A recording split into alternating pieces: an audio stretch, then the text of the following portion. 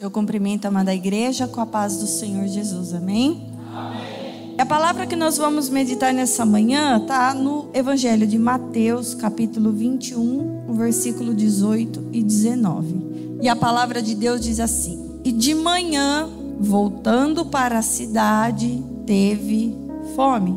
E avistando uma figueira perto do caminho, dirigiu-se a ela e não achou nela senão folhas. E disse-lhe: Nunca mais nasça fruto de ti. E a figueira secou imediatamente. A primeira coisa que a gente precisa deixar claro na nossa mente acerca dessa passagem é essa figueira. E quando a gente olha para a figueira em si, ela vai apresentar a nós duas características extremamente importantes. A primeira delas, se a gente olhar para a figueira, figueira é uma árvore. Figueira não é uma planta rasteira. Figueira não é uma planta trepadeira. Figueira não é de baixa estatura. Figueira, ela tem comprimento, largura, profundidade. Figueira é uma árvore relativamente frondosa.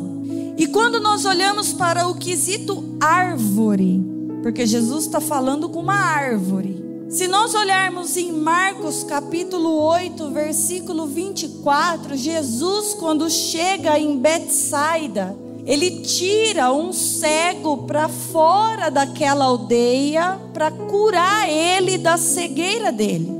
A cura desse cego acontece em duas etapas. Na primeira etapa da cura do cego, olha o que o cego diz a Jesus. E levantando ele os olhos, disse: Vejo os homens, pois os vejo como árvores que andam. Então essa árvore que Jesus fala sou eu e é você. Cada um aqui dentro é uma árvore que Jesus está falando. Só que Jesus, ele poderia ter falado com qualquer outro tipo de árvore, porque eu acredito que naquele caminho existiam várias. Ele podia ter falado com um pé de maçã, ele podia ter falado com uma oliveira, que também é uma árvore. Ele podia ter falado com um pé de pêssego, um pé de pera, qualquer outra árvore, mas ele escolheu falar com a figueira. Por que figueira? Aí entra a segunda característica que precisa ficar clara na nossa mente. Se a gente olhar na cultura, a árvore figueira, ela é a representação de Israel. E a gente sabe que Israel foi uma nação que Deus escolheu para si. Israel é uma nação santa. Israel é uma geração, uma nação, um povo que foi escolhido, que foi eleito. Então, quando Jesus escolhe a árvore figueira para falar, ele não está falando com qualquer pessoa. Ele está falando com pessoas que foram chamadas das trevas para a maravilhosa luz. Ele está falando com pessoas que foram vocacionadas e eleitas. Pessoas que foram remidas e nomeadas para dar frutos. Olha o que Jesus disse em João capítulo 15, versículo 16, só na parte A. Não me escolhestes vós a mim, mas eu vos escolhi a vós e vos nomeei para que vades e deis fruto, e o vosso fruto permaneça. Árvores do Senhor. Deus não nos chamou para produzir apenas folhas. Deus nos chamou para darmos frutos e estes frutos permanecerem nas nossas vidas. Só que tem uma terceira questão muito interessante que me chamou a atenção. O versículo 19 de Mateus 21, na parte A do texto que a gente leu, ele vai falar que essa figueira estava perto do caminho. E aí Deus falou muito comigo, porque a gente sabe que Jesus é o caminho. Então preste atenção, quem está perto do caminho não está no caminho. Está próximo dele, mas não está andando nele. Quem está perto, na beira do caminho, como essa figueira estava, está cego, está mendigando e está carregando consigo uma capa babilônica. Olha o que diz Marcos capítulo 10, o versículo 46. E foram para Jericó. Quando ele saía de Jericó, juntamente com os discípulos e numerosa multidão, Bartimeu, cego, mendigo, filho de Timeu, estava assentado à beira do caminho. Quem tem olhos para ver e não vê, é ídolo. E ídolo é qualquer pessoa ou coisa que é intensamente admirado. Quantos fazendo de si próprio ídolos nas suas vidas, porque querem ser o centro das atenções, beira do caminho. Quantos querem tomar para si a glória que é devida a Cristo, a Deus, beira do caminho. Quantos escolhem viver uma vida miserável, uma vida sem valor, uma vida desprovida da graça de Deus, porque não quer deixar as capas de maldição que traz consigo para poder vir para o caminho e seguir Jesus no caminho. Esse cego, quando encontrou com Jesus, olha o que Marcos 10:50 diz, que ele lançou a sua capa de si, se levantou e foi ter com Jesus.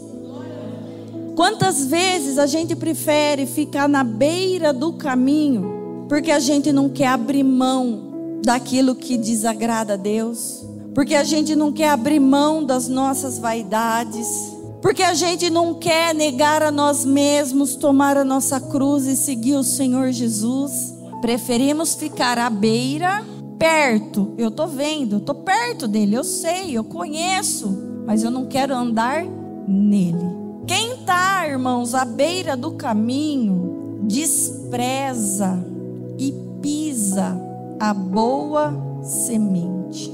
Olha o que Lucas diz, Lucas capítulo 8, versículo 5. Eis que o semeador saiu a semear, e ao semear, uma parte caiu à beira do caminho. Essa parte que caiu à beira do caminho foi pisada e as aves do céu a comeram. Irmãos, quem pisa coisa santa é porco. Olha o que diz Mateus capítulo 7, o versículo 6. Não deis aos cães as coisas santas, nem deiteis aos porcos as vossas pérolas, para que não as pisem e voltando-se vos despedacem. Quem pisa, quem escolhe viver à beira do caminho, não se comporta como ovelha, porque a ovelha, ela segue as pisaduras do pastor. A ovelha, ela ouve a voz do seu pastor e segue. E se ele está no caminho, a ovelha vai andar no caminho, ela não vai ficar na beira dele. Porco fica na beira do caminho. Por quê? Porque está cheio de demônios e é suicida. Olha o que diz Mateus capítulo 8, do versículo 30 ao 32. E andava pastando distante deles uma manada de muitos porcos. E os demônios rogaram-lhe dizendo: se nos expulsas, permita-nos que entremos naquela manada de porcos? E ele lhes disse: ide. E saindo eles se introduziram na manada de porcos, e eis que toda aquela manada de porcos se precipitou no mar por um despenhadeiro e morreram nas águas. Porco que vive à beira do caminho não mergulha nas águas do Espírito. Porco que vive à beira do caminho não se entrega de corpo, de alma, de espírito às águas que nos limpa, que nos sara, que nos purifica e que nos faz viver em entrega total a Deus. Mas para mergulhar na água do mar, aonde tem a besta, o Leviatã, o falso profeta, mergulha por completo. Só que tem um porém: as águas que fluem do trono do Senhor, as águas cristalinas que fluem do trono do Senhor, quando mergulhamos nela, ela traz para nós vida e vida em abundância. Mas as águas do mar, as águas do engano, traz roubo, morte e destruição. Quantos estão perto? Estão vendo Jesus? Estão ouvindo Jesus? Sabe qual é o caminho que tem que andar, mas está na beira dele. Eu quero viver o mundo, mas também é morno. E Deus está vomitando. E Deus está olhando e está falando. Está achando que é ovelha, mas é porco. Está achando que está cheio do Espírito Santo de Deus só porque está perto, mas na verdade está cheio de demônios. Está achando que no interior tem maná guardado, mas Deus está olhando e está falando que tem ossos secos e imundícias para ser purificado. O porco que pisa as coisas santas são aqueles que preferem se envolver com as corrupções do mundo do que se envolver com a vontade e a palavra de Deus.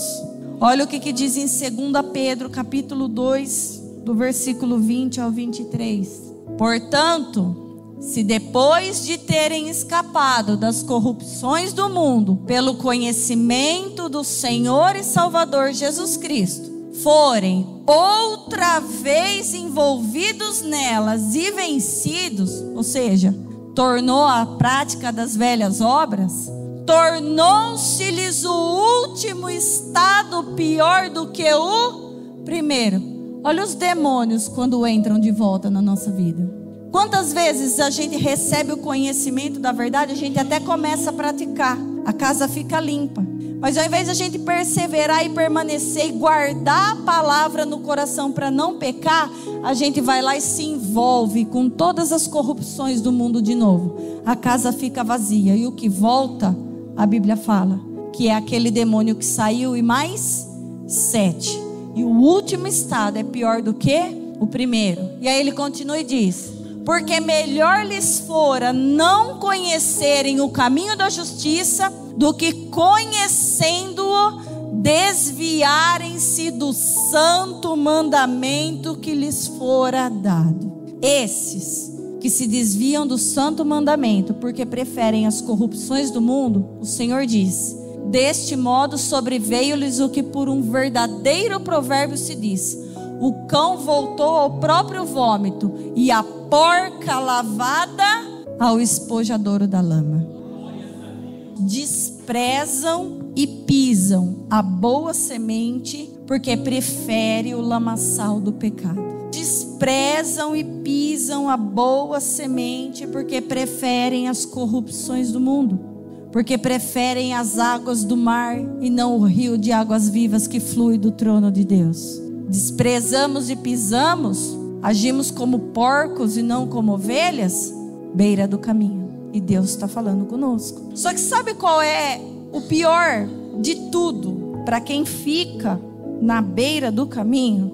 É que para estes não existe salvação. Acham que estão salvos, mas estão condenados. Olha o que a palavra diz em Lucas capítulo 8, versículo 12. Os que estão à beira do caminho são os que ouvem a palavra, ouvem o conhecimento da verdade, mas logo vem o diabo e tira-lhe do coração a palavra, para que não suceda que crendo sejam salvos. Quantas vezes a gente deixa o diabo roubar a palavra do nosso coração porque a gente não dá crédito para a pregação?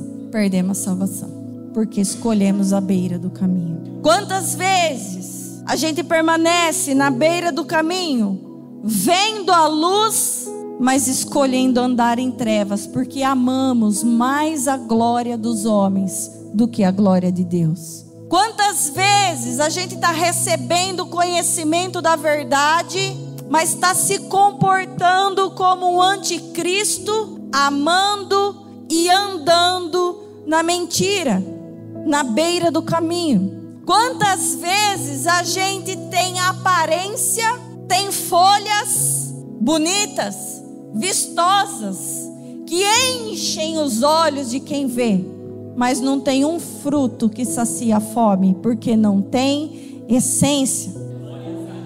Quantas vezes a gente extingue o Espírito Santo de Deus, porque a gente não dá crédito para aquilo que Ele está falando, e acaba agindo como os hipócritas, que confessam Jesus com o lábio, mas o coração está longe, beira do caminho. O que Deus está falando para nós nessa manhã, irmãos, é que a hora vem, e é agora.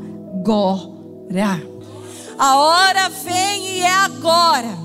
É tempo da gente sair da beira do caminho para vir andar no caminho de Cristo.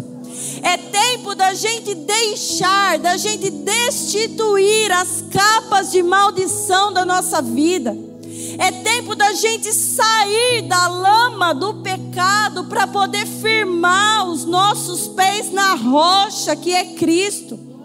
É tempo da gente parar de fazer a vontade do diabo para poder viver a vontade de Deus, que é boa, perfeita e agradável. Chegou o tempo da gente parar de ter aparência, parar de ter somente folhas e começar a dar frutos. Os frutos que Jesus nos chamou e nos nomeou para que dessemos. Porque quando Jesus teve fome, irmãos, Ele visitou a figueira. Quem tem fome não quer comer folhas, quer comer o fruto da árvore. Jesus tem fome. Jesus está buscando na minha figueira, na sua figueira, o precioso fruto. E o que nós temos para oferecer para Ele? Será que quando Ele vir até nós para saciar a sua fome, Ele vai ser saciado ou Ele vai continuar com fome? E sabe qual é esse fruto? Qual é esse alimento que Jesus espera de mim e de você? O alimento que sacia a fome de Jesus? João 4,34, Jesus disse-lhes: a minha comida é fazer a vontade daquele que me enviou e realizar a sua obra. Fazer a vontade do Pai e realizar a obra dele é o que sacia a fome de Jesus. Jesus nos visitou, a gente não está fazendo a vontade do Pai, não está saciando a fome de Jesus. Jesus visitou, a gente não está realizando a obra dele da maneira que convém a ele, não está saciando a fome de Jesus. Será que Jesus encontrará no nosso meio homens e mulheres que têm frutos, que faz a vontade do Pai, que realizam a obra dele, que sacia a fome de Cristo? Ou será que ele só está encontrando folhas? Quem tem folhas, irmãos, quem só tem folhas e não tem frutos é maldito, porque está servindo em partes, é parcial, não é completo no caminho do Senhor. Olha o que Timóteo diz, 1 Timóteo capítulo 5, versículo 21. conjuro-te diante de Deus e do Senhor Jesus Cristo e dos anjos eleitos, que sem prevenção guarde estas coisas, nada fazendo por parcialidade. Irmãos, quem conjura está rogando com insistência, está suplicando, está implorando. Olha o que está sendo rogado a nós, que nós não sejamos parciais no servir a Deus, porque Deus espera que nós o sirvamos na nossa totalidade, com tudo aquilo que nós temos, com tudo aquilo que nós somos, com tudo aquilo que nós pensamos, com toda a nossa força, todo o nosso coração e todo o nosso entendimento. Mas quantas vezes a gente é parcial na nossa caminhada? Isso aqui eu faço porque me agrada. Aquilo que me desagrada, que vai contra a vontade da minha carne, eu não faço. Beira do caminho. Quem é parcial, irmãos, faz as coisas relaxadamente. E Jeremias 48:10, a parte A vai falar que maldito é aquele que faz a obra relaxadamente. E a vontade de Cristo, o alimento que sacia a fome de Cristo, não é fazer a obra do Pai, não é fazer a vontade do Pai. Mas se a gente é relaxado no servir, a gente é relaxado na nossa caminhada, no nosso ministério, na nossa vida, nós seremos amaldiçoados. Porque quando Jesus quis o fruto da figueira e só tinha folhas, ele amaldiçoou a figueira. Olha o que Mateus 21:19 fala, a parte final do versículo: nunca mais nasça fruto de ti. E a figueira secou imediatamente. Beira do caminho, irmãos, faz a gente ser relaxado, faz a gente só produzir folha e não dar frutos. E para que serve uma árvore que não tem fruto? Para que serve uma árvore que foi amaldiçoada e seca? Deuteronômio capítulo 20 vai dizer: as árvores que souberes que não são árvores de alimento, destruí-las-ás e cortá-las. Se a gente só tem folha, nós somos árvores de alimento? E se a gente não tem alimento, qual é a nossa utilidade no reino de Deus? Porque Ele espera o fruto, Ele não espera a folha. Ele espera o fruto. Então, se a gente não começar a frutificar, maldição é essa: nós ficaremos secos para sempre. E essa maldição vem da boca de Jesus. Não adianta nem falar que é o diabo, porque tem gente que põe a culpa no diabo. Essa maldição vem da boca de Jesus. Nós ficaremos secos para sempre, nós seremos cortados e nós seremos destruídos, porque nós somos árvores que não têm utilidade nenhuma. Como o louvor que nós cantamos: guarde bem o que falou Jesus, a árvore que não produz machado nela. Machado está posto na raiz da árvore. A gente escolhe hoje e agora aonde a gente quer estar e o tipo de árvore que a gente quer ser. Se a gente quer continuar na beira do caminho, infrutuosos, agindo como porcos e não como ovelhas, e sendo amaldiçoados por Jesus, para no fim ser cortado e queimado, ou a gente pode escolher, como aquele cego, destituir das nossas vidas todas as capas de maldição, se pôr de pé e vir para dentro do caminho, para o caminho, ter um encontro com Jesus, para a gente poder produzir os frutos permanentes para a glória de Deus. Mas, se porventura a gente reconhecer com todo o nosso coração que a gente foi cortado, porque em algum momento da nossa caminhada a gente preferiu ficar na beira do que vir para o caminho, se a gente se arrepender de todo o nosso coração, Jó capítulo 14, do versículo 7 ao 9, o Senhor nos diz: porque há esperança para a árvore, que se for cortada, ainda se renovará, e não cessarão os seus renovos. Se envelhecer na terra a sua raiz e o seu tronco morrer no pó, ao cheiro das águas brotará e dará ramos como uma planta. As águas do Senhor têm fluído no nosso meio. Sinta o cheiro das águas. Mergulhe nas águas do Senhor, para que Ele possa converter toda maldição em bênção, e não achar em nós uma árvore infrutífera e seca à beira do caminho, mas encontrar em nós árvores que estão plantadas junto aos ribeiros, que as suas folhas ficam sempre verdes, os seus frutos são dados nas estações próprias, e tudo quanto nós fizermos prosperará. Amém? Assim eu agradeço a oportunidade em nome de Jesus. Glórias a Deus. Irmãos, guarda algo, que é essa palavrinha aqui, ó. E de manhã. De manhã. Quando a gente olha de manhã, a gente lembra de que tempo?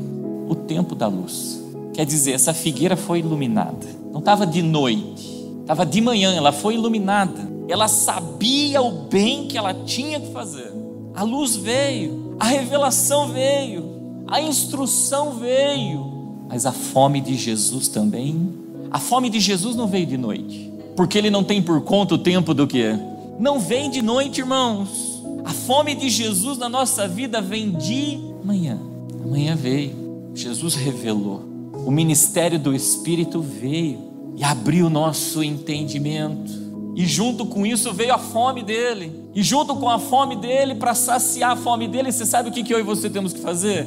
Primeiro, a vontade daquele que enviou, foi revelado. Irmãos, e qual é a vontade do Pai? É que todos vejam o quê? O Filho, mas o que estava na beira do caminho estava cego. A cego não está fazendo a vontade do Pai. Então, uma da vontade do Pai é que todos vejam o Filho e creiam nele. Porque quem crê no Filho, crê na palavra. Nisso ele é salvo. A ave do céu não rouba, irmãos.